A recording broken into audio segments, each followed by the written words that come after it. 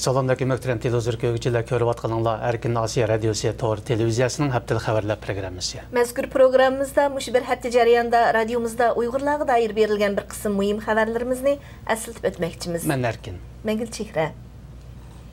Vətən davasını hayatının axırıgacha davamlaşdırğan cemaat ərbabı Şərqi Türkistan Cumhuriyeti Armiyasının sabiq kapitanı Hüseyin Qari İslami 2015 yılı 5 sentyabr Səud Ərəbistanda 98 yaşında aləmdən ötdü.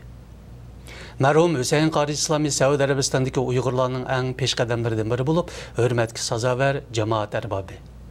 Mərhumun vəfatı Uyğurlarni matəmgə çömdürdü.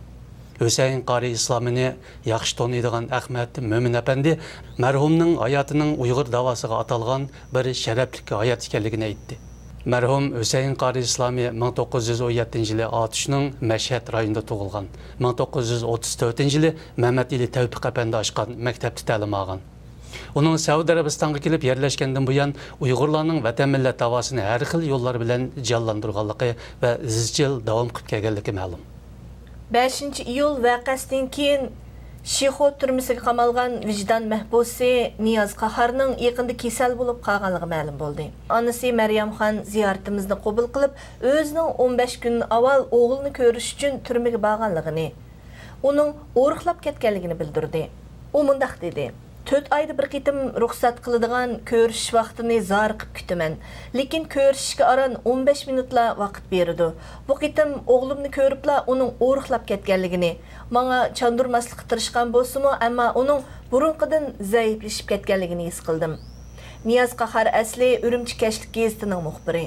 U o'z boshqurishidagi Oltin Tarim torbetiga chaplangan Shaugan vaqasiga aloqador xabarlar tufayli 2009 yılı 5 iyul Urumchi qirg'inchiligidan keyin tutib ketilgan. U 2010 yılı davlatni parchalash jinoyati ortilib 13 yillik qamoq jazosiga hukm qilingan edi.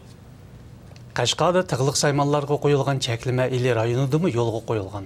Buni dalillagan G'uljining ma'lum bir yezisidagi bir soqchi xodimining aytishicha, ilida xaridorlar tığlıq asbobni soqchining ijozatnomasi bilan emas, balki kimligini tizimlatib, haqiqiy ismi bilan sotib oladi ekan. U mundaq dedi: "Uni hozir tizimlaydi. Pichoq tipidagi har qanday narsani, hatto kichik pichoq bo'lsa-mu tizimlaydi. Uning aytishicha, xaridorlar kimligi bo'lmasa pichoq turidagi har qanday asbobni ola olmaydi ekan." Qashqar shaharlik Janub ozodlik yo'li soqchixonasi 28 avgust ma'lum bir kishiga tasdiqlab bergan qing'iriq setib olish ijozatnomasida setib olishga ijozat berilgan tig'liq asboblarning turi, soni, suriki va mol setib olish o'rni qatorliqlar aniq eskartilgan edi. Uyg'ur elidagi adabiyot san'atchilarining qizil ijodiyatga majburlanganligi ma'lum. İsmini aşkarlaşını xalamagan bir peşqadam Uyghur san'atkorning bildirishicha, doirlar adabiyot san'at sepidagi idora jamiyatlarni bu chaqiriqqa ovoz qo'shishga majburlagan. Hatto bu sohadagi pensionerlarmi bekor qolmagan. Xitoy bulardan Yaponga qarshi urushning 70 yilligi va atalmish Xinjiang Uyg'ur avtonom rayoni qurilganligining 60 yilligini madiyalashni talab qilgan. Uyg'ur elidan tarqatilgan xabarlarga qaraganda bu xil madiyalash faoliyatlari allaqachon boshlanib bo'lgan. Chet eldagi Uyg'ur ziyolileri Xitoyning mazkur harakatini madaniyat inqilobini eslatadi deb tanqid qildi. Muddatsiz qamoq jazosiga hukm qilingan Uyg'ur ziyolisi Ilhom To'xtining Yo'lim va G'oyam nomli kitobi o'tgan hafta Turkiyada turkcha nashrdan chiqdi.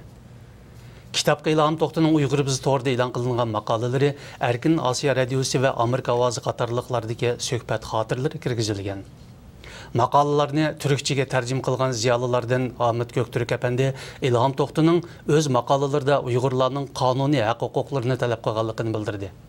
Ahmet Efendi yana mazkur maqolalar to'plamining turkcha nashr qilinishi navbatda Uyg'ur masalasiga qiziqish kuchayotgan Turkiyada ta'sir qo'zg'ashi mumkinligini bildirdi. Uyg'ur ziyolisi Ilhom To'xti 2014 yılı sentyabr bo'lgunchilik jinoyati bilan ayblanib muddatsiz qamoq jazosiga hukm qilingan. Hong Kong'dan tarqatilgan bir qism tor uchurlarda ko'rsatilishicha 8 sentyabr Xenanning Zhongzhou shahrida bir qancha Uyg'ur bilan Xitoy soqchilar o'tirsida to'qinish yuz berib, naq maydonda ikki tarafdan birdan odam o'lgan, nurg'un kishi yaralangan.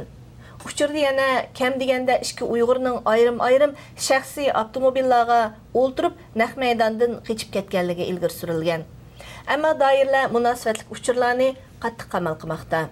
Vaqa yuz bergan doiradagi bir qancha saqchi punktlari, doktorxona va Jingju shaharlik saqchi idoralari bu haqda uchur berishni rad qilishdi. Ammo vaqa yuz bergan doiradagi kishilar vaqani dalilladi. Vaqa yuz bergan Xuayxe yo'ldagi Chendo mehmon saroyining bir kutkuchisi vaqaning mehmonxona oldida yuz berganligini, ammo o'zining ko'rmaganligini aytdi. U mundaq dedi: "Boshqalardan anglashimcha, Xuayxe yo'lida oqshom bir Shinjonglik kishilarga pichoq bilan hujum qilgan ekan. Keyin saqchilar kelib etib etibdi. Faqat shu o'lgan odam Shinjonglik ekan deb angladim. Boshqadan xabarim yo'q." Jungshin bazmixonasining direktori vaqaning ishiga oldida yuz berganligini, ammo o'q yoki portlashni anglamaganligini bildirdi. Muhtaram televizor ko'ruvchilar, yuqorida Erkin Osiyo radiosi to'g'ri televiziyasining haftalik xabarlar programmasini ko'rdinglar. Kelar hafta ko'rishaylik. Xayr xo'sh.